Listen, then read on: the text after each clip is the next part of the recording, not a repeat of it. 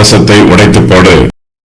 உன்னோட கூட வந்த மனுஷருடைய கண்களுக்கு முன்பாக அந்த கலசத்தை உடைத்து போட்டு அவர்களை நோக்கி, திரும்ப செப்பனிடப்படக்கூடாத குயவனுடைய மண் பாண்டத்தை உடைத்து போட்ட வண்ணமாக நான் இந்த ஜனத்தையும் இந்த நகரத்தையும் உடைத்து போடுவேன்.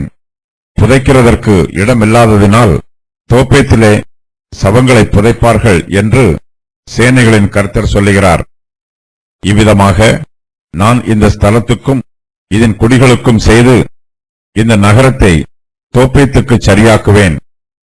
எந்த வீடுகளின் மேல் வானத்தின் சகல சேனைக்கும் தூபம் காட்டி அந்நிய தேவர்களுக்கு பானபலிகளை வார்த்தார்களோ, அந்த வீடுகளாகிய எருசலேமின் வீடுகளும் யூதாவுடைய ராஜாவின் வீடுகளும் தோப்பேத் என்கிற ஸ்தலத்தைப் போல் தீட்டுப்பட்டவைகளாய் இருக்கும் என்று கர்த்தர் சொல்லுகிறார் என்று சொல் என்றார். கர்த்தர் எரேமியாவின் மூலமாய் ஏற்கனவே சொன்ன வார்த்தைகளை இங்கு மறுபடியுமாய் உறுதி பண்ணுகிறார்.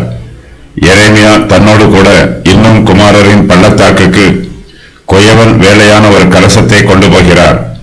யூதா ஜனத்தின் மூப்பரையும் ஆசாரியரின் மூப்பரையும் தன்னோடு கூட அங்கே அழைத்துக் கொண்டு போகிறார். அவர்கள் மத்தியிலே எரேமியா கர்த்தர் தனக்கு சொன்ன செய்தியை சொல்லுகிறார். அதன் பின்பு அவர் தன்னோடு கூட வந்த மனுஷருடைய கண்களுக்கு முன்பாக அந்த கலசத்தை உடைத்து போட வேண்டும். யூதாவின் மனுஷர் குயவன் கையில் உள்ள களிமண்ணை போல இருக்கிறார்கள் என்று இதற்கு முந்தைய அதிகாரத்தில் ஒப்புமையாக சொல்லப்பட்டிருக்கிறது. அவர்கள் திரிகையில் வணையப்படும் போது கெட்டுப்போகிற மண்பாண்டம் போல இருக்கிறார்கள். யூதாவின் மனுஷர் கர்த்தரை விட்டு விலகி போய் இருக்கிறார்கள். அவர்களுடைய இருதயமும் கெட்டுப்போய் இருக்கிறது. அவர்கள் கர்த்தரை விட்டு தூரமாகவும் அதிக காலமாகவும் விலகி போய் இருக்கிறார்கள். அதனால் அவர்களுடைய இருதயம் கடினப்பட்டிருக்கிறது. ஆரம்பத்தில் அவர்கள் குயவன் கையில் இருந்த ஈரப்பதமான மண்ணை போல இருந்தார்கள். இப்போதோ காய்ந்து போன கலசத்தை போல இருக்கிறார்கள். கலசத்தின் ஓடு உலர்ந்து போய் கடினமாய் இருக்கிறது. அவர்களால் விக்கிரக ஆராதனையில் இருந்து விடுதலை பெற்று வர முடியவில்லை. யூதா மனுஷருடைய நிலைமை எரேமியாவுக்கும் புரிகிறது. அவர்கள் எப்படி இருந்தாலும் மண்பாண்டம் உடைக்கப்பட்டது போல அவர்களும் உடைக்கப்படுவார்கள். திரும்ப செப்பனிடக்கூடாத குயவனுடைய மண்பாண்டத்தை உடைத்து போட்ட வண்ணமாக நான் இந்த ஜனத்தையும் இந்த நகரத்தையும் உடைத்து போடுவேன் என்று கர்த்தர் சொல்கிறார். உலர்ந்த பாத்திரத்தை யார் வேண்டுமானாலும் உடைத்து போடலாம். ஈரப்பதமான களிமண்ணை குயவனால் மாத்திரமே பாத்திரமாக வணைய முடியும். களிமண் ஈரமாய் இருக்கும்போது அது கெட்டுப்போனாலும் அதை மறுபடியும் திருகையின் மேல் பாத்திரமாக வணைவதற்கு வாய்ப்பு உள்ளது. கலசம் உடைந்து போனாலோ அதன் ஓடுகள் உடைந்து சிதறி போகும். அதை மறுபடியும் ஒரு பாத்திரமாகவோ அல்லது ஒரு கலசமாகவோ வணைய முடியாது. உடைந்து போன கலசத்தை மறுபடியும் ஒட்ட வைப்பது இயலாத காரியம். யூதாவின் மனுஷர் திரும்ப செப்பனிடக்கூடாத உடைந்து போன கலசம் போல இருக்கிறார்கள். பூர்வ காலத்தில் ஆவிக்குரிய சத்தியங்களை இதுபோன்ற எடுத்துக்காட்டுகளால் விவரிப்பது வழக்கம்.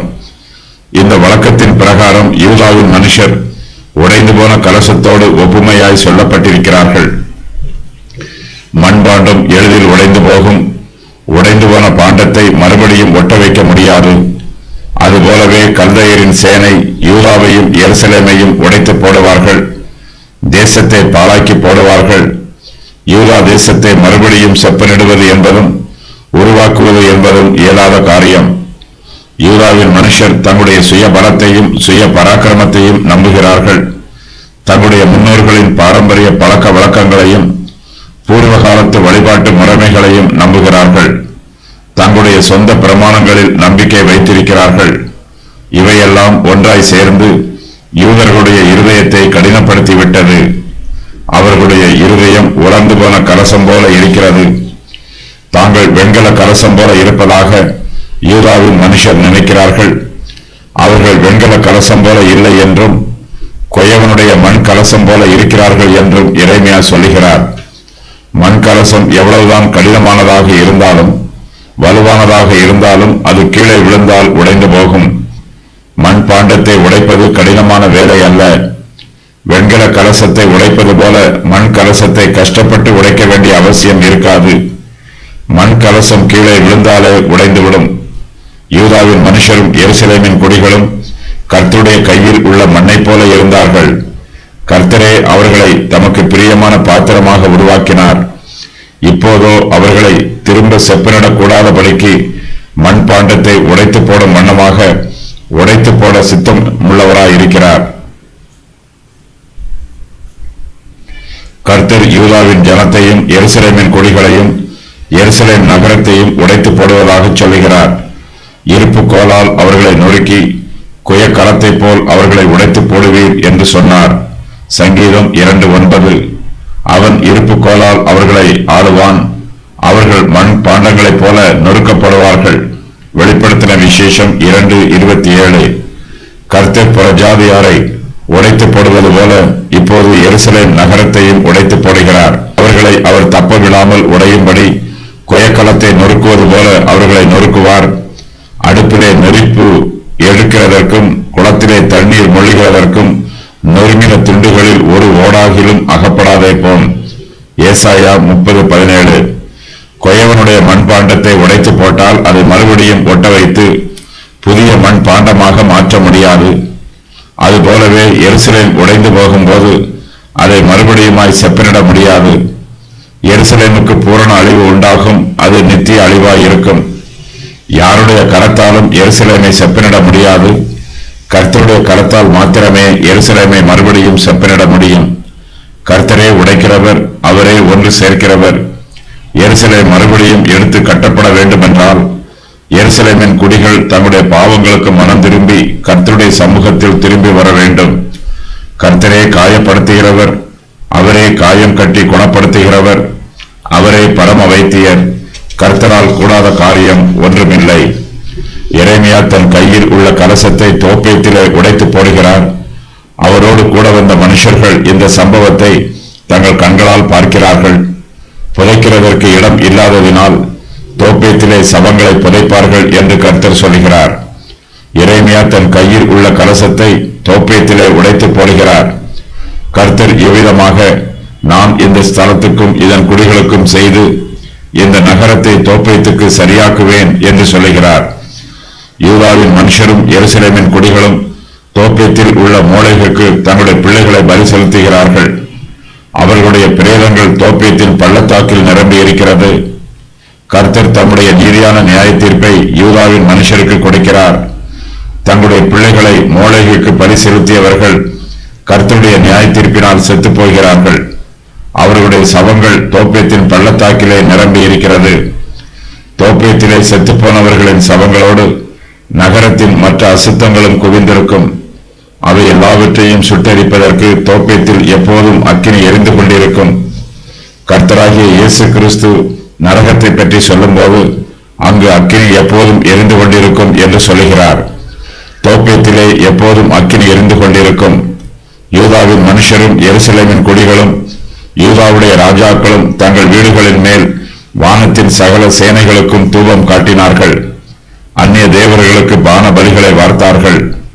அந்த வீடுகளாகிய எருசலேமின் வீடுகளும் யூதாவுடைய ராஜாவின் வீடுகளும் தோப்பேத் என்கிற ஸ்தலத்தை போல் தீட்டுப்பட்டவைகளாய் இருக்கும் என்று கர்த்தர் சொல்லுகிறார். யூதாவின் மனுஷர் சகல மேடுகளிலும் பச்சையான மரங்களின் கீழும் தோப்புகளிலும் விக்கிரகங்களுக்கு தூபம் காட்டினார்கள். அவர்களுடைய வீட்டின் மேல் மாடி சமதளமாக இருப்பதனால் தங்கள் வீடுகளின் மேல் அந்நிய தெய்வங்களுக்கு தூபம் காட்டி பான பலிகளை வார்க்கிறார்கள். புதிய ஏற்பாட்டு காலத்தில் வீட்டின் மேலறையில் ஜெபம் பண்ணுவது வழக்கம். விக்கிரக ஆராதனைக்காரரோ தங்கள் வீட்டின் மேலறைகளில் விக்கிரகங்களுக்கு தூபம் காட்டுகிறார்கள். அவற்றிற்கு பான பலிகளை வார்த்து விக்கிரக ஆராதனை செய்கிறார்கள். வானத்தின் சகல சேனைகளாகிய சந்திரன், சூரியன், நட்சத்திரங்கள் ஆகியவற்றை வீட்டின் மேல் மாடியில் இருந்து பார்க்கும்போது அவை பிரத்யட்சமாய் தெரியும். யூதாவின் மனுஷர் வானத்தின் சேனைகளை தங்கள் கண்களால் பார்த்து அவற்றுக்கு தூபம் காட்டுகிறார்கள். சந்திரனுக்கும் சூரியனுக்கும் நட்சத்திரங்களுக்கும் பான பலிகளை வார்க்கிறார்கள். வீடுகளின் மேல் வான சேனையை பணிகிறவர்களையும் கர்த்தர் பேரில் ஆணையிட்டு மல்காமின் பேரிலும் ஆணையிட்டு பணிகிறவர்களையும் கர்த்தரை விட்டு பின்வாங்குகிறவர்களையும் கர்த்தரை தேடாமல் அவரை குறித்து விசாரியாமலும் இருக்கிறவர்களையும் இவ்விடத்தில் இராதபடிக்கு சங்காரம் பண்ணுவேன். செப்பனியா 1:5-6. யூதாவின் மனுஷர் தங்கள் வீடுகளின் மேல் விக்கிரகங்களை ஆராதித்தார்கள். கர்த்தருடைய சாபம் அவர்களுடைய வீடுகளுக்குள் வருகிறது. கூரையின் மேல் பாவமும் கூரையின் கீழ் சாபமும் தங்கியிருக்கிறது. எரேமியா தோப்பேத்திற்கு செல்கிறார். இன்னும் குமாரரின் பள்ளத்தாக்குக்கு செல்கிறார். ஆசாரியருக்கும் மூப்பருக்கும் தீர்க்க தரிசனம் உரைக்கிறார். அதன் பின்பு தன்னோடு கூட வந்த மனுஷருடைய கண்களுக்கு முன்பாக அந்த கலசத்தை உடைத்து போடுகிறார். இது மண் கலசம், ஆகையினால் இதை உடைக்க முடிகிறது. யூதா தேசமும் எருசலேம் நகரமும் இந்த கலசத்தை போல உடைந்து போகும் என்பதற்கு இது ஓர் அடையாளம். அக்காலத்தில் ஒருவர் மீது விரோதம் இருந்தால் அவர்களுக்கு முன்பாக இதுபோல் ஒரு கலசத்தை உடைப்பது வழக்கம். எரேமியாவும் அந்த பழக்கத்தின் பிரகாரமாகவே தன்னோடு கூட வந்த மனுஷருக்கு முன்பாக கலசத்தை உடைத்து போடுகிறார்.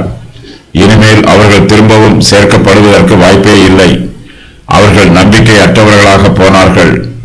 எரேமியா 19:11-13 வரை உள்ள வசனங்களில் யூதா தேசத்தாரின் நிலைமை கூறப்பட்டிருக்கிறது. இந்த கலசம் உடைந்தது போல கர்த்தர் யூதாவையும் எருசலேம் நகரத்தையும் உடைத்து போடுவார். கலசம் பூரணமாக உடைந்து போயிற்று. அதை மறுபடியும் ஒட்ட வைக்க முடியாது. அதுபோலவே யூதா தேசமும் முழுவதுமாக அழிக்கப்படும். அதில் உள்ள ஜனங்கள் எல்லாம் தோப்பேத்திலே அடக்கம் பண்ணப்படுவார்கள். அழிந்து போகும் எல்லோரையும் அடக்கம் பண்ணுவதற்கு தோப்பேத்திலே இடமிராது. எருசலேம் நகரமே தோப்பேத்தை போல இருக்கும். ராஜாக்களின் அரண்மனைகளும் ஜனங்களின் வீடுகளும் தீட்டுப்படும். ஒவ்வொரு வீட்டு மாடியிலும் ஜனங்கள் வானத்தின் சேனைகளுக்கு தூபம் காட்டுவார்கள்.